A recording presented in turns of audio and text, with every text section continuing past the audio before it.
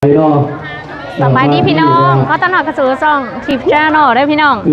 ตอนนี้ทิพย์อยู่ที่วัดบ้านนุกูเมืองสนบุรีแขวงสวรรณเขตพี่น้องวันนี้เป็นงานสมโพธิเจ้าองค์ตื่อหรือว่าพระเจ้าองค์ตื่อทั้งล่างทีมในนอกพี่น้องเป็นงานสมโพธิประจำปีวันนี้ทิพย์ได้มีโอกาสเขามาห่วงพี่น้องซึ่งวันนี้กับวันนี้มาเป่าได้พี่น้องเหตุท่องท่านเนาะมีปัจจัยจากผีวาลั่นหรือว่าผีโยดจำนวนเงินทิพย์กับบจืดนะประมาณ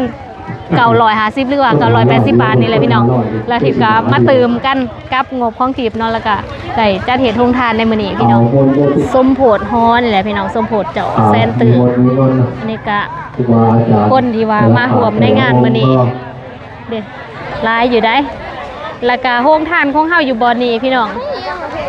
ก็สิมืดๆแน่เราถ่ายเป็นหน่อยนะกะสิมืดๆแน่เด้อพี่น้องพี่เด้มื้อนี้ก็เฮ็ดเป็นน้ำโอวัลตินแล้วก็น้ำกาแฟเนาะ2อย่างเด้ทีมงานเฮาก็มาซอยกันพี่น้องนี่เด้เอาไหมตอนนี้เป็นเวลา6 โมงป้ายนี่แหละพี่น้อง7 โมงเลยตอนนี้เป็นเวลา7 โมงทางนี้ก็จะเป็นทางด่านนอกทางด่านนอกนี่เพิ่นก็สิมีของเนาะมาขายผู้ใดอยากเอาไปสมโภชนี่ก็จะมีเครื่องมีผ้าขาวเนาะผ้าขาวแล้วก็ทางผีอีก2-3 หานทางนี้อีกแล้วก็มีโรงทานเด้อพี่น้องอยู่ทางนี้อันนี้มีโรงทานนี่เด้โรงทานน้ำปะนะเนาะทางผีท่านใดเข้าสู่พิธีพี่น้องคนยังลงมาอยู่เนาะ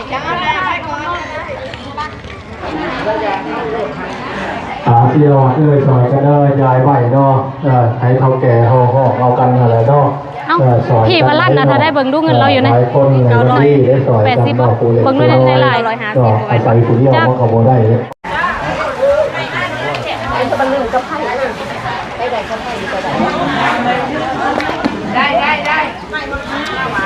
ได้มีกาแฟเชื่อจะให้เข้าบ้านได้เลยมาแล้ว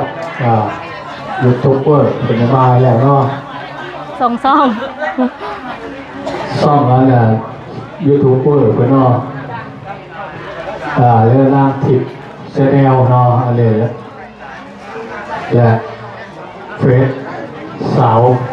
แห่งเมืองซนบุรีเขาเนาะเป็นกาบีปัจจุปัจจัยอยู่200,000 กีบอันนี้เอาสาธุ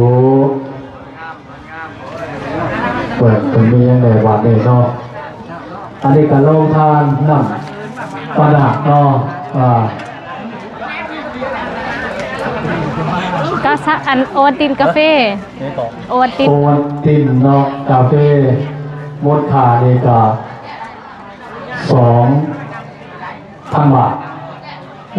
2,000 บาทไปได้นอกหรือเนาะรายการเจ้าภาพ MC ไทยฐานหยดเนาะจะมีปัจจัยอยู่950 บาทYouTube ผิดแสดงเนาะจะมีปัจจัยอยู่500 บาทเนาะประกอบกันมาเนาะเปิดกระที่ผักที่ได้ดูชมเนาะด้วยอันนี้เดี๋ยวขอสวัสดีฮัลโหลมื้อนี้มาได้มีโอกาสมาร่วมในงานสมโภชมื้อนี้เนาะซึ่งขน่อยเองก็มักไปวัดไปว่าก็เลยว่ามีครูบาอาจารย์เพิ่นให้ผ่าหรือว่าให้เรียนมาก็เลยว่าสิเอามาให้ผู้ใดที่ว่าอยากได้หมู่เอาเนาะปัจจัยแล้วแต่ส่วนปัจจัยที่ว่าได้มาทั้งหมดจะถวายเข้าวัดเนาะผู้ใดอยากได้มาเลือกเอาอยู่ดีได้เลยเด้อเอาอะไรก็เปิดด้วยมีเหรียญเนาะจะได้มาโฆษณาเอาอยู่นี่เนาะที่ว่าขาดอะไรก็แล้วแต่สมมติเนาะแล้วแต่ที่ใจที่ข้าโม่ไว้รุ่นรอยตรงที่ไหนด้วยแล้วละจังสูงขึ้นเนาะอันนี้ไป ไปทีมงานกำลังย้ายผู้ที่ว่ามาส้มโพธิทุกคนพี่น้องสี่ปะไปก็ยากกระโดดเอฟซีว่าเดี๋ยวเอฟซีจะสี่ว้าวเห็นเขาเหมือนปะมาแต่โรงเรียนได้นี่ครูนึกครูมาเลยเขาต่อยอดเขาไม่นอตามน้องของได้โอ้นี่น่านอเอาไปแล้วถ่ายประธานไทย FC ประธานสับทหารท่านทีดอกนางติดพาพรดอต่อยอด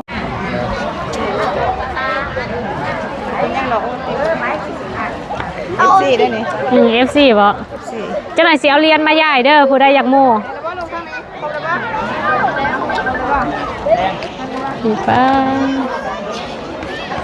พอดีพี่น้องอากาศลมๆเย็นๆหน่อยนึง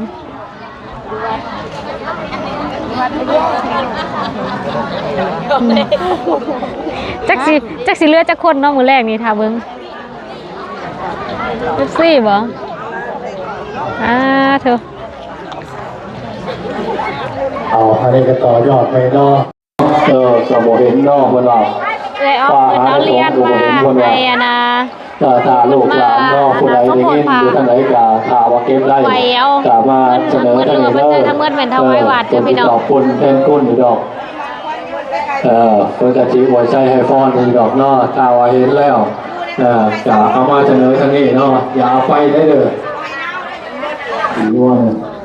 ต่อยอดก็อีกกับ20,000 กีบแม่ออกเสื้อ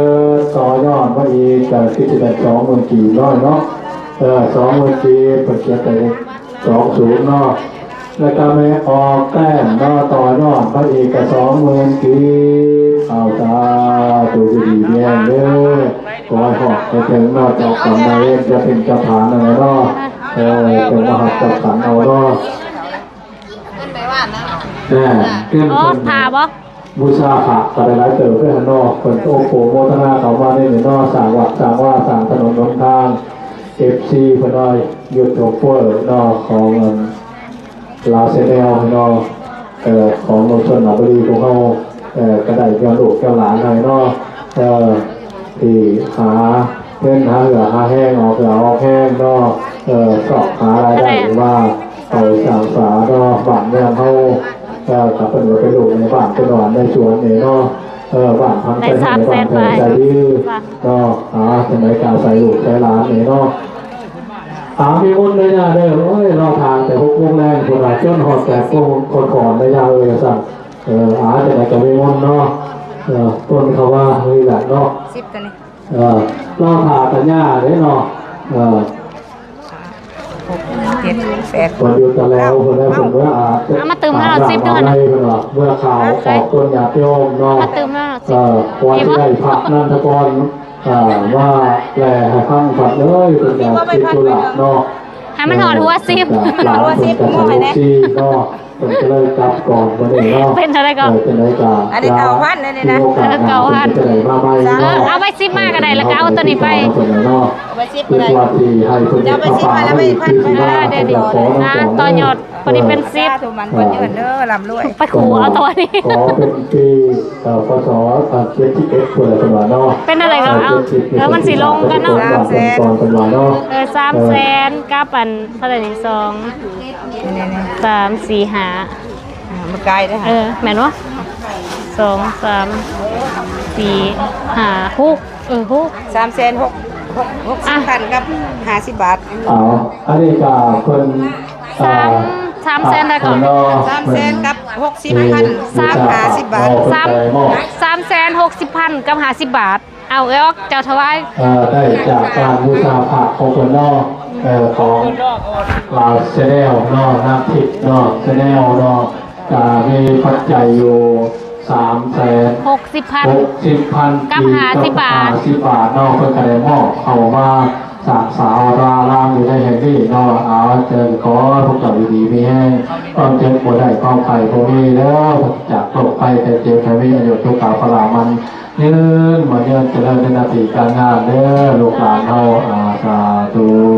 ได้คันแล้ววันนี้ไม่ได้ต่อเวลานี่เวลาที่นี่จะเรียกว่า18เลยเนาะ หับสินแปดเลยเนาะเอาหมดนะหมด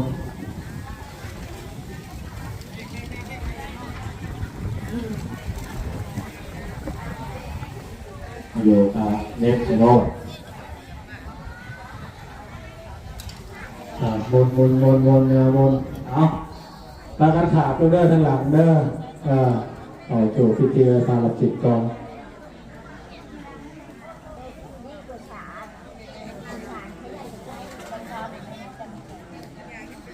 นะโมตัสสะภะคะวะโตสัมมาสัมพุทธัสสะนะโมตัสสะภะคะวะโตอะระหะโตสัมมาสัมพุทธัสสะนะโมตัสสะภะคะวะโตอะระหะโตสัมมาสัมพุทธัสสะสักเกกะเมจุลเปกิลตเตนะตาลิเกติเปนะเตตะกะเมตระเกยตุเมเกโอมาจันยันโตเทวาสัมฤสัตตาคันธาปานาคาติตันตาสันติเกยังมุนังสัตวมิโตนันโตโกสัญญามาสุปฏิปันโนภะคะวะโตสาวกสังโฆสังฆังนามามิเอาเก่งกันหน่อยโอกาสวันทานิพันเตเจติยังสัพพังสัพพะทาทาเนสุปาลิติอาลิมิกาสามิเตกาตากาเตสยาเนอาทาเนทาเนกามาเนโอกาสะบาลังพันเตวิช่วงละสักบุญดอกอาทายาจาวาอาติยัมปิตัมพุทธัสสะนะโมตัสสะภะคะวะโตอะระหะโตสัมมาสัมพุทธัสสะนะโมตัสน้องคำแปลงอยู่ปุ่นเด้อพี่น้องทางหลังครูบานะ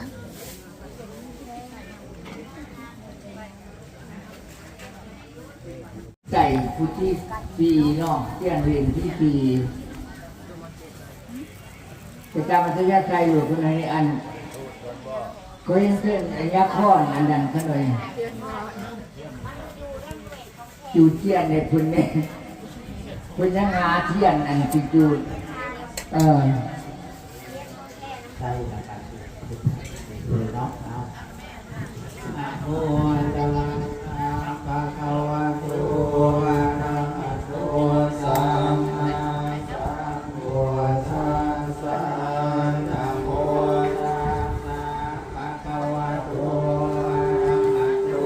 สัมมาสัมพุทธัสสะยะโนธัมโมโรกุตตะโรวะโรสัพพะลังเนสัมปันโนเนสังสายังโสโคโลภะคะวะอังคาปาริจาสวงผักเบรกพี่น้องญาติโยมก็สิออกไปห้องนอกห้องน้ำพุ่นละบางคนก็เข้าห้องน้ำบางคนก็ออกตรงหน้าเพราะว่าคนมันหลายที่เข้าพร้อมกันอันนี้แม่นรถที่เอามาสมโพธิพี่น้องน้องคำแปลงก็อยู่ถ่ายหมู่หั่นเด้ส่วนรถจักรหรือว่ามอเตอร์ไซค์อยู่บนนี้ทางนี้ก็เป็นห้องน้ำเด้อซองลังแต่ว่าบ่พอกัน ส่วนทางนี้ก็สิเป็นห้องท่านเด้อทางนี้ก็สิมีห้องท่านข้าวเปียกแล้วก็ห้องท่านน้ำอยู่ทางพี่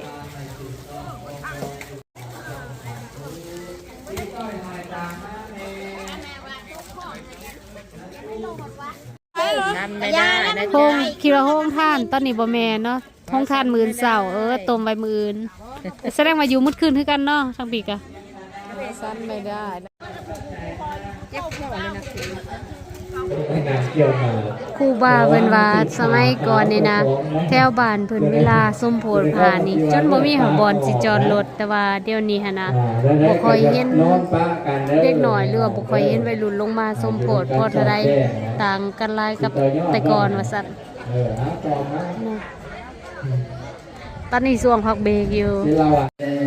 มังคลังนันติเมสัลลังนังอัญญังธัมโมเมสัลลังนังวัลลังเอเตนะสัจวะเสนาโหตุเตสยังมังคลังนันติเมสัลลังนังอัญญังตอนนี้เป็นเวลา4:23 นาทีแล้วพี่น้อง ทิพย์อยู่ได้มืดคืนเด้อมื้อนี้ หลังจากที่เคยพยายามว่าอานาสมโพธิฝากได้ว่าอยู่บ่ได้มื้อนี้อยู่ได้เซ้ยมื้อนี้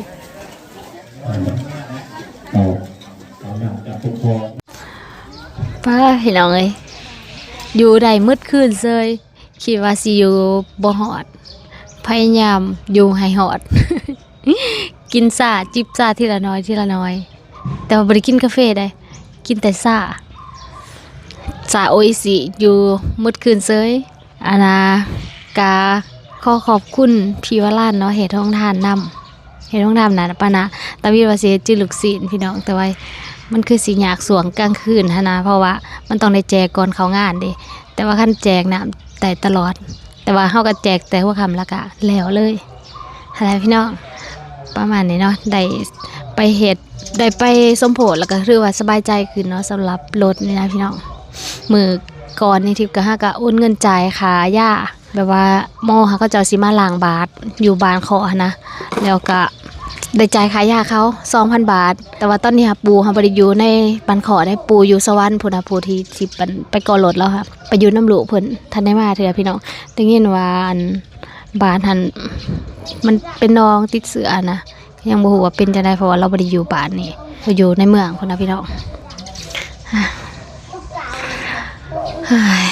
สำหรับคลิปนี้ก็สิจบไว้เพียงเท่านี้เด้อพี่น้องเจอกันใหม่ในคลิปหน้าสวัสดี